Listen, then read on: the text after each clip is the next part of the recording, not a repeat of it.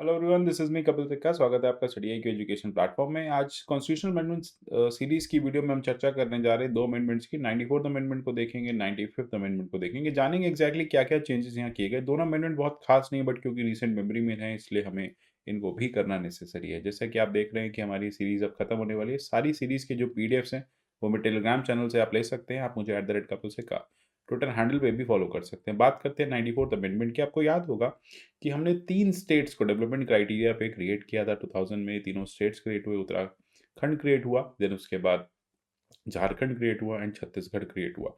अब जो इसमें 2 स्टेट्स हैं, स्पेसिफिकली झारखंड और छत्तीसगढ़, ये दोनों ट्राइबल पॉपुलेशन के साथ क्रिएट किए गए। तो अगर आप आर्टिकल 164 क्लॉज़ 1 देखेंगे तो कॉन्स्टिट्यूशन कहता है कि इन ट्राइबल स्टेट्स में, जो भी ट्राइबल स्टेट्स हैं, चाहे वो बिहार हो, मध्य प्रदेश हो, उड़ीसा हो, तो इन ट्राइबल स्टेट्स में एक मिनिस्टर इंचार्ज होने चाहिए ट्राइबल वेलफेयर के लिए, जो एडिशनल चार्ज लेंगे welfare of schedule caste and backward classes का भी। तो ये इंपॉर्टेंट बात हो जाती है कि आर्टिकल 164 में क्लियरली मेंशन है कि कोई भी ऐसा स्टेट हो, वहाँ पे ट्राइबल चार्ज के लिए एक स्पेशल मिनिस्टर होना चाहिए।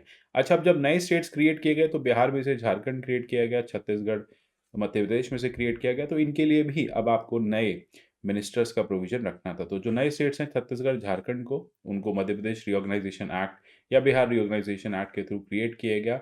और इसके लिए यहाँ पे भी अब एक नया प्रोविज़न रखना है कि 164 ए में, मतलब 164 1 में ये चेंजेस किए गए कि इन स्टेट्स में भी अब ट्राइबल मिनिस्टर्स होंगे। तो ये ट्राइबल मिनिस्टर्स क्या करेंगे? ट्राइबल मिनिस्टर्स इन स्टेट के ट्राइबल्स के लिए प्रोविजंस बनाएँगे, पॉलिसीज़ बनाएँगे, मिनिस्ट्री को हैंडल करेंगे, यानी स्पेसिफिक वेलफेयर की बात आपके कॉन्स्टिट्यूशन में की गई है। तो आप देख सकते हैं कि कितना ज़्यादा ट्राइबल वेलफेयर की बात हमारे कॉन्स्टिट्यूशन में की गई है, चाहे वो 15 क्लॉज़ 4 हो, 15 क्लॉज़ 5 हो। सबसे बड़ी बात है article 46 tribal welfare, schedule caste welfare, DPSP में भी ये चीज़ें मेंशन है। तो इस तरह से आप देख रहे हैं कि कॉन्स्टिट्यूशन में काफ़ी प्रोविजंस हैं। देन उसके बाद स्पेसिफिकली ट्राइबल्स की बात करें तो उसके लिए 5th शेड्यूल ट्राइबल्स के लिए यहाँ पे रखा गया, 6th शेड्यूल रखा गया। तो इस तरह से काफ़ी ज़्यादा जो हमारे कॉन्स्टिट्यूशन में प्रोविजंस रखे हुए हैं। अगर आप आर्टिकल 338 की बात करें तो नेशनल कमीशन फॉर एससी भी है। तो इसी के चलते ये जो कॉन्सिक्वेंसेस हुए इस तरह के स्टेट फॉर्मेशन में, तो स्टेट ऑफ छत्तीसगढ़ और स्टेट ऑफ झारखंड के लिए ये कहा गया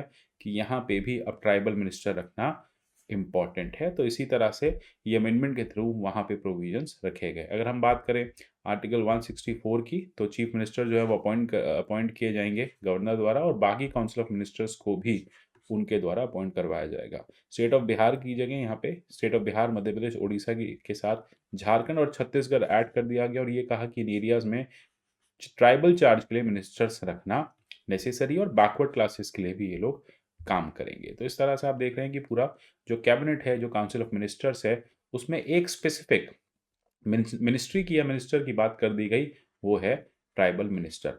अगर आप अदरवाइज अपने कॉन्स्टिट्यूशन को देखेंगे तो कहीं पे भी स्पेसिफिकली मेंशन नहीं है। आर्टिकल 74 75 की हम बात करें, पार्लियामेंट के केस में आर्टिकल 164 की बात करें, 165 की बात करें, 164 की बात करें, तो यहाँ पे कहीं भी स्पेसिफिक मेंशन आपको नहीं मिलेगा कि कौन-कौन से मिनिस्टर्स होने चाहिए, कौन-कौन सी मिनिस्ट्रीज़ होनी चाहिए, काउंसिल ऑफ मिनिस्टर्स को क्या-क्या पोस्ट देनी चाहिए। लेकिन ट्राइबल के केस में ये चीज़ क्लियरली मेंशन है, और सिर्फ स्टेट लेजिस्लेचर के केस में मेंशन है, और सिर्फ इन्हीं ट्राइबल स्टेट्स के लिए आप देख रहे हैं मेंशन की गई है। तो याद रखिएगा, यही ट्राइबल स्टेट्स के लिए छत्तीसगढ़ और झारखंड ऐड करके ये ट्राइबल स्टेट्स के लिए प्रोविजन कॉन्स्टिट्यूशन में रखा गया है।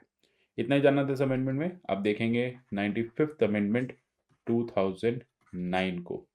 इसमें बहुत खास नहीं है। देखिए, हम ऑलरेडी बहुत लंबे समय से पढ़ते आ रहे हैं बार-बार कि 334 के चलते जो रिज़र्वेशन का क्राइटेरिया है वो 10-10 साल करके बढ़ाया जा रहा था। 2009 में 2010 बेसिकली की अगर हम बात करें तो यहाँ पे जो 2000 से हमने रिज़र्वेशन को बढ़ाया था 10 साल के लिए, वो अब खत्म होने जा रहा था। इसलिए यहाँ पे आपको 60 इयर्स की जगह 70 इयर्स करना था। मतलब आज़ादी के 70 साल तक रिज़र्वेशन जो है वो मिलेगा, और ये कहाँ तक आ गया? 2020 तक हो गया। 2019 में गवर्नमेंट फिर से एक अमेंडमेंट लेके आती है और इसको 2030 तक, यानी 80 इयर्स तक कर देती है। तो यही यहाँ पे अमेंडमेंट था। 334 में ये कहा गया कि रिजर्वेशन जो है seats of schedule caste, schedule tribes, Anglo Indian तब था, बाद में इसको हटा दिया गया 2019 में, या इनके लिए रिजर्वेशन जो है वो 60 इयर्स तक वैलिड है आपके लोअर हाउस में। ठीक है, तो इंपॉर्टेंट बात हो जाती है, लोअर हाउस में ये मिलेगा।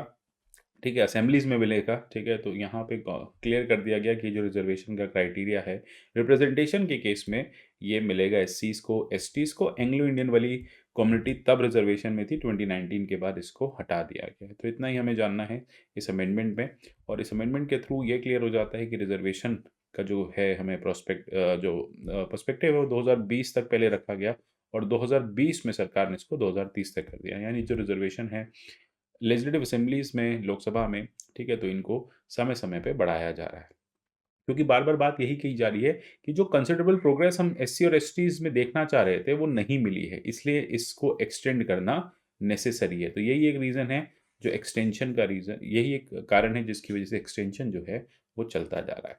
तो ये दो अमेंडमेंट में हमें बहुत खास कुछ नहीं करना था, इतना ही समझना था। अब जो अगला अमेंडमेंट आएगा 97 अमेंडमेंट, वो इंपॉर्टेंट हो जाता है, क्योंकि उसमें अब कुछ रिसेंट चेंजेस भी आए हैं। तो जानेंगे एग्जैक्टली 2011 के 97 अमेंडमेंट को अगले वीडियो में।